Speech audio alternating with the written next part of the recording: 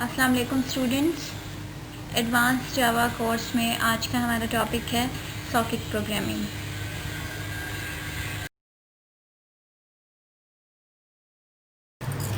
जी, socket programming start करने से पहले हम कुछ नेटवर्किंग टेक्नोलॉजीज़ को डिस्कस कर लेते हैं इन जावा। So Java networking is a concept of connecting two or more computing devices together so that we can share resources. तो जावा नेटवर्किंग बेसिकली दो या दो से ज़्यादा कंप्यूटिंग डिवाइसेस को लिंक करने का नाम है for the purpose of sharing resources. Java Socket Programming provides facility to share data between different computing devices. तो Java में जब आप नेटवर्किंग परफॉर्म करेंगे तो it will be done through socket programming. ठीक है, जो हमारा आज का टॉपिक है, हम देखेंगे कि किस तरह से हम जावा प्रोग्राम्स के through resources and data share कर सकते हैं.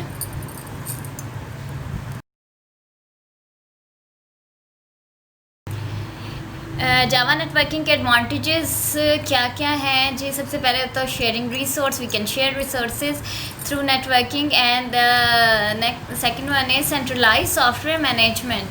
We can perform software management also through networking. So Java networking terminologies, जो कुछ टर्मिनोलॉजी जो throughout the discussion of this topic we will be using are IP address. आप सब aware हैं कि आईपी एड्रेस क्या होता है. ये नेटवर्क पे जितने भी नोड्स कनेक्टेड हैं उन सब का एक यूनिक एड्रेस होता है. It's logical address. ठीक है, ये सेम नहीं रहता. It might be change when you connect your system to any other network or any other device. Protocol, set of rules. ठीक है, जो कि नेटवर्किंग के थ्रू कम्युनिकेशन को क्या करते हैं, स्टैंडर्डाइज करते हैं. ठीक है, ये ऐसे रूल्स हैं जो कि कनेक्टिंग डिवाइसेस फॉलो करती हैं और वेल अंडरस्टैंड भी करती हैं. उसके बाद है पोर्ट नंबर.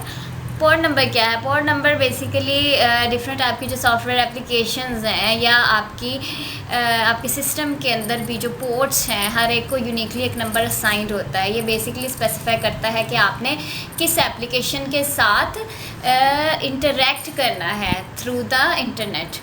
ठीक है, जब आपने नेटवर्किंग इस्टेब्लिश की हुई है, आपकी डिवाइसेस कनेक्टेड हैं, तो पोर्ट नंबर ये बताएगा कि आपने किस एप्लीकेशन के साथ जो है वो आपकी कम्युनिकेशन होगी और आप अपना रिसोर्स जो है वो शेयर कर सकेंगे. मैक एड्रेस मीडिया का एक्सेस कंट्रोल एड्रेस होता है. ठीक है, नेटवर्क इंटरफेस कार्ड्स आपको पता है कि सिस्टम के अंदर मौजूद होते हैं, तो हर नेटवर्क इंटरफेस कार्ड का एक यूनिक मैक एड्रेस होगा. Connection oriented and connection less protocols.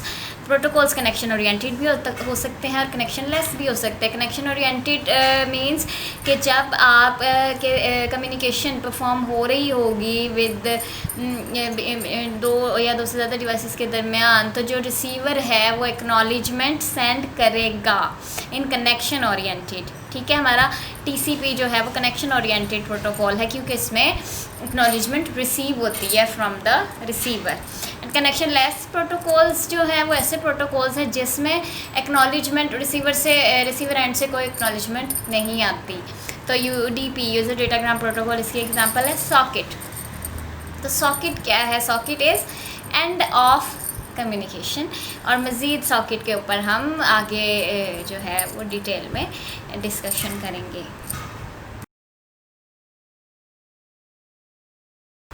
Ji, socket. A socket is one endpoint of a two-way communication link between two programs running on the network. ठीक है जी, socket क्या है? And point है communication link का, जो आपके different programmes जिसके through एक दूसरे के साथ कम्युनिकेट कर रहे होंगे over the network. A socket is a bi-directional communication channel between hosts. A computer on a network is called a host. ठीक है, ये एक बाई डायरेक्शनल कम्युनिकेशन चैनल होता है. मतलब ये कि ये आप इसके थ्रू डेटा सेंड भी कर सकते हैं, डेटा रिसीव भी कर सकते हैं. और socket represents the end point of the communication. A socket is bound to a port number, और आपका जो सॉकेट है वो बेसिकली किसी ना किसी पोर्ट के साथ बाइंडेड होगा।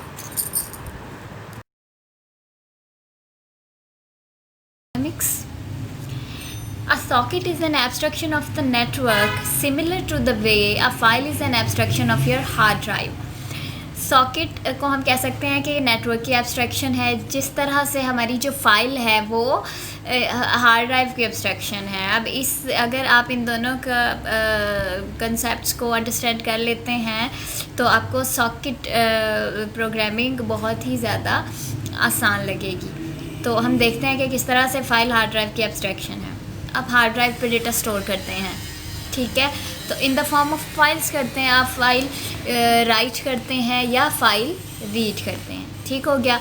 अब जब हम हार्ड ड्राइव की टेक्निकल डिटेल्स में जाएं तो उसमें आपको पता है, आपने से स्ट्रक्चर पढ़ा हुआ है कि हार्ड ड्राइव जो है एक तो ये डिफरेंट प्लेटर्स की कलेक्शन होती है, उसके अलावा जब इस पर डेटा रीड एंड राइट किया जाता है तो रोटेट करती है, सेक्टर्स होते हैं, ठीक है, और डेटा भी फाइल की फॉर्म में यहाँ स्टोर नहीं होता बल्कि in the form of bits वो मैग्नेटिकली रीड और राइट किया जाता है, ठीक है जी। लेकिन अब आप देखें कि जब आप किसी फ़ाइल को स्टोर करना चाहते हैं, सेव करना चाहते हैं या राइट करना चाहते हैं तो आपको जस्ट उस फाइल का नेम देना होता है और उसके अलावा बाकी जो भी उसके अंडरलाइन वर्क है वो आपका कंसर्न नहीं है, वो आपका फाइल सिस्टम प्रोवाइड करता है, ठीक है, वो आपका ऑपरेटिंग सिस्टम कंट्रोल करता है। तो आप उस अंडरलाइन डिटेल में नहीं जाते, आप जस्ट फाइल्स को प्रोसेस करते हैं। यानी जब आपने हार्ड ड्राइव से डेटा रीड करना है तो आप in the form of files read करेंगे, जब आपने हार्ड ड्राइव पे डेटा राइट करना है तो in the form of file आप उसे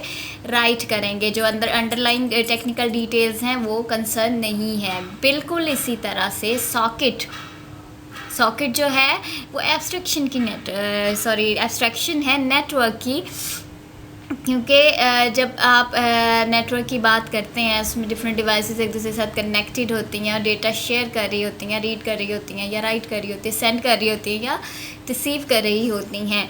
तो ये कोई जो है बहुत ही सिंपलर और इजी टास्क नहीं है, इसके अंदर भी बहुत सारी टेक्निकलिटीज़ है। आपको पता है कि डेटा जब आपने मॉडल पढ़ा हुआ है जो कि OSI मॉडल है, तो आपको पता है कि डिफरेंट लेयर्स हैं और हर लेयर पे डेटा जो है वो डिफरेंट फॉर्म में जाता है और फिर जाके वो अपने रिसीवर तक पहुंचता है। तो अब वो जो अंडरलाइन इतना सारा काम हो रहा है वो आपका कंसर्न नहीं है, ठीक हो गया।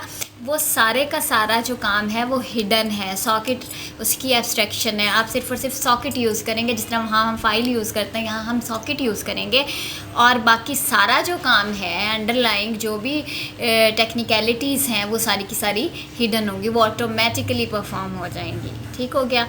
You store and retrieve data through files from hard drive without knowing the actual dynamics of the hard drive, ठीक है। Similarly, you can send and receive data to and from network through socket without actually going into the underlying mechanics. So socket is an abstraction of a network.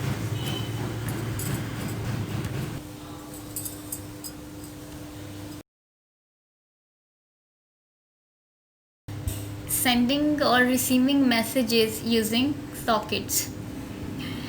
जी, अब file handling को revise करें। File handling course जो हमने जावा में पढ़ा था उसमें आपने देखा कि जब भी हम किसी फ़ाइल को रीड करते हैं या राइट करते हैं तो उसके लिए हम एक चैनल यूज़ करते हैं जिसे हम स्ट्रीम्स कहते थे। अगर आपको याद हो IO स्ट्रीम्स हमने यूज़ की थी, बफर्ड स्ट्रीम यूज़ की थी, ठीक है। तो फाइल में डेटा रीड या राइट, फाइल से डेटा रीड करने के लिए या फाइल पर डेटा राइट करने के लिए हमें एक चैनल की ज़रूरत होगी जिसके थ्रू बिट्स या बाइट या कैरेक्टर जिस भी टाइप के हम स्ट्रीम यूज़ कर रहे हैं उस के मुताबिक डेटा जो है वो फ़्लो करेगा और डेस्टिनेशन पर जाकर स्टोर हो जाएगा या वहाँ से रीड हो जाएगा। तो हम एक चैनल यूज़ करते थे, कम्युनिकेशन चैनल, जिसको हम स्ट्रीम का नाम देते थे, जैसे कि इनपुट आउटपुट स्ट्रीम या फाइल स्ट्रीम्स, ठीक है।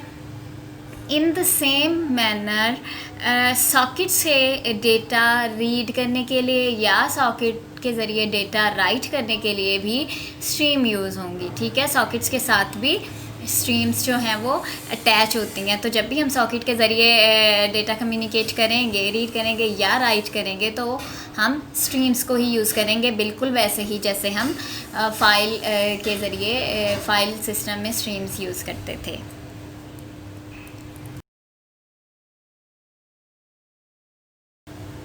What is a port?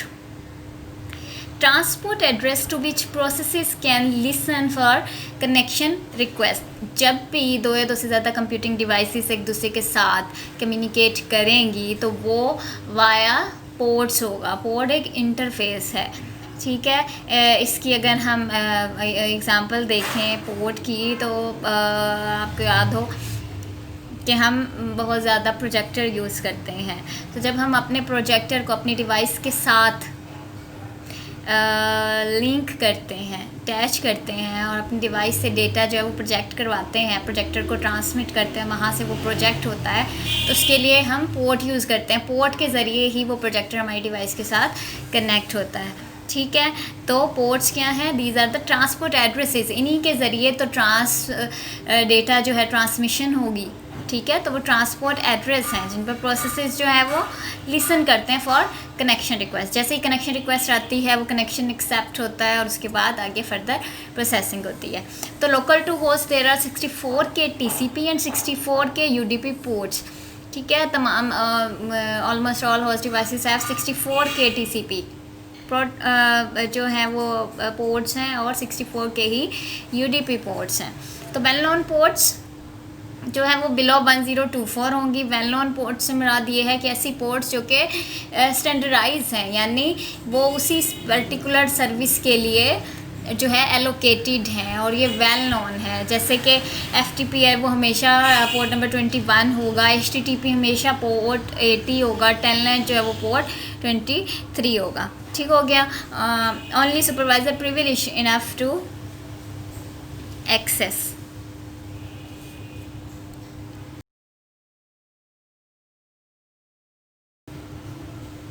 Ji, devices के दरमियान कम्युनिकेशन के लिए जो मॉडल यूज़ होता है वो कहलाता है जी request response model. Request response model में क्या होता है कि आपका जो एक होस्ट है, एक डिवाइस है, वो रिक्वेस्ट सेंड करती है दूसरी डिवाइस को जो कि ओवर द नेटवर्क होती है। ठीक है, अब वो जो दूसरी डिवाइस है वो रिक्वेस्ट एक्सेप्ट करती है और एक रिस्पॉन्स सेंड करती है। ठीक हो गया। तो जो डिवाइस रिक्वेस्ट सेंड कर रही है उसे हम क्लाइंट कहते हैं। इसी तरह से जो एक्सेप्ट कर रही है रिक्वेस्ट को और रिस्पॉन्स दे रही है वो हमारा सर्वर कहलाता है। एंड दीज टू रोल्स में भी इंटरचेंज, यानी कि क्लाइंट ज़रूरी नहीं है कि क्लाइंट है तो वो हमेशा क्लाइंट ही रहेगा, वो सर्वर भी हो सकता है। इसी तरह से अगर सर्वर है तो वो ज़रूरी नहीं है कि वो हमेशा सर्वर ही रहेगा, उसका रोल भी चेंज हो सकता है, वो क्लाइंट भी हो सकता है। ठीक है, तो ये कहलाता है रिक्वेस्ट रिस्पॉन्स मॉडल।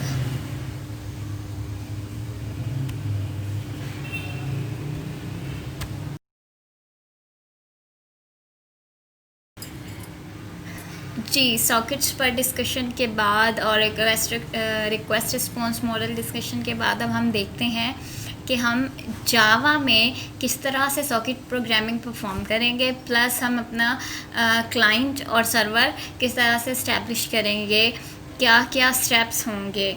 ठीक है जी, तो आपको स्क्रीन पर नज़र आ रहा है कि हमारे पास दो जावा प्रोग्राम्स हैं। ठीक है, एक जावा प्रोग्राम जो है वो एक्ट करेगा as a client and the other Java program जो है वो एक्ट करेगा एज अ सर्वर।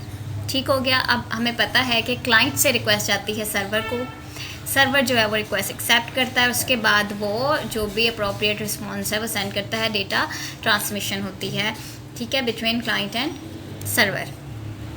जी, तो सर्वर सबसे पहले देख लेते हैं हम सर्वर सॉकेट को। ठीक है, यानी सर्वर प्रोग्राम को। जी, सर्वर जो प्रोग्राम है उनके पास एक स्पेशल सॉकेट होता है।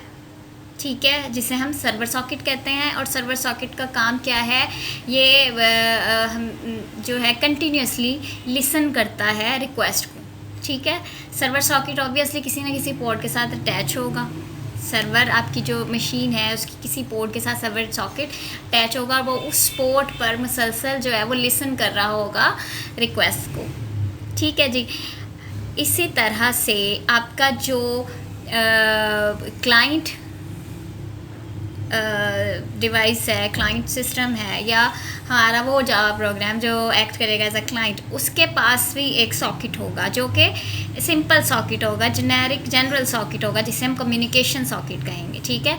ये डिफरेंट है सर्वर सॉकेट से, क्योंकि सर्वर सॉकेट सर्वर मशीन पर ही होगा और उसका काम लिसन करना है इनकमिंग रिक्वेस्ट को, ठीक है। अब ये जो कम्युनिकेशन सॉकेट है इसका काम है टू कम्युनिकेट, ठीक हो गया। अच्छा जी, हमारे सर्वर जो प्रोग्राम है वहाँ पर हमारे पास सर्वर सॉकेट होगा जो लिसन कर रहा होगा रिक्वेस्ट को। हमारा जो क्लाइंट प्रोग्राम है उसके पास एक सॉकेट होगा, उसे हम कम्युनिकेशन सॉकेट कह देंगे, क्योंकि वो कम्युनिकेशन पर्पज़ के लिए इस्तेमाल होगा, वो सर्वर सॉकेट से डिफरेंट है, ठीक हो गया। नाउ जैसे हमने देखा रिक्वेस्ट एंड रिस्पॉन्स मॉडल में कि क्लाइंट जो है वो रिक्वेस्ट करता है सर्वर को, तो अब क्लाइंट रिक्वेस्ट सेंड करेगा टू द सर्वर, ठीक है। वो सॉकेट के थ्रू ही करेगा, क्योंकि हमने देखा कि socket and point of communication है, तो सॉकेट के थ्रू ही होगा। वो जो कम्युनिकेशन सॉकेट क्लाइंट प्रोग्राम के पास इस्टेब्लिश्ड है, बन चुका है, वहाँ से रिक्वेस्ट जाएगी सर्वर सॉकेट को। अब जब रिक्वेस्ट जाएगी तो ऑब्वियसली हमें ये हम बल्कि उसके साथ इसको रिलेट कर लेते हैं कि जब हमें किसी फ़ाइल को ओपन करना है या रीड करना है तो हम क्या पैरामीटर्स प्रोवाइड करते हैं। डेफिनेटली हम जो भी फ़ाइल है उसका नेम हम बताते हैं और साथ में उसका जो लोकेशन है या उसका पाथ है वो बताते हैं। इसी तरह से यहाँ पर जब सॉकेट्स के थ्रू कम्युनिकेशन होगी तो यहाँ पर भी जो कम्युनिकेशन सॉकेट है वो बताएगा, वो जब कनेक्ट रिक्वेस्ट भेजेगा तो वो साथ पैरामीटर्स देगा कि किस सर्वर को ये रिक्वेस्ट जा रही है और वो उस सर्वर की किस पोर्ट पर जाना है, ठीक है, किस पोर्ट पर सर्वर सॉकेट है जो लिसन कर रहा होगा। तो ये दो पैरामीटर्स होंगे, यानी यहाँ पर हमारे पास जो भी हमारे सर्वर का नाम होगा या उसका आईपी एड्रेस हम वो देंगे, and secondly port number, suppose 222 है पोर्ट नंबर, तो वो हम प्रोवाइड कर देंगे और कनेक्ट रिक्वेस्ट जाएगी। सर्वर सॉकेट लिसन करेगा और लिसन करने के बाद वो जो है इस जब रिक्वेस्ट एक्सेप्ट हो जाएगी तो उसके बाद फिर वो सर्वर साइड पर भी एक कम्युनिकेशन सॉकेट क्रिएट होगा, ठीक है। हर रिक्वेस्ट के लिए वो कम्युनिकेशन सॉकेट क्रिएट करेगा और जो कि डायरेक्टली लिंक उसका जो चैनल है वो इस्टेब्लिश हो जाएगा क्लाइंट डिवाइस की कम्युनिकेशन सॉकेट के साथ। ये जब नेक्स्ट स्लाइड में यहाँ पर देखें, सर्वर सॉकेट का काम था जस्ट एक्सेप्ट करना, रिक्वेस्ट को लिसन करना एंड देन एक्सेप्ट करना। जैसे ही रिक्वेस्ट एक्सेप्ट हुई वहाँ उसने अपने पास एक कम्युनिकेशन सॉकेट क्रिएट किया और अब ये कम्युनिकेशन सॉकेट जो है और जो आपकी क्लाइंट मशीन के पास कम्युनिकेशन सॉकेट है, इनके दरमियान लिंक इस्टेब्लिश हो गया। अब इस कम्युनिकेशन सॉकेट के थ्रू सर्वर और क्लाइंट जो है वो डेटा सेंड और रिसीव करेंगे।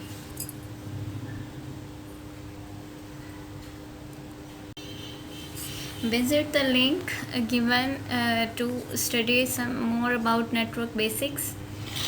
नेक्स्ट लेक्चर में इंशाल्लाह ताला हम प्रैक्टिकली एक क्लाइंट और सर्वर प्रोग्राम बनाएंगे जावा में और उन्हें एग्जीक्यूट करके देखेंगे।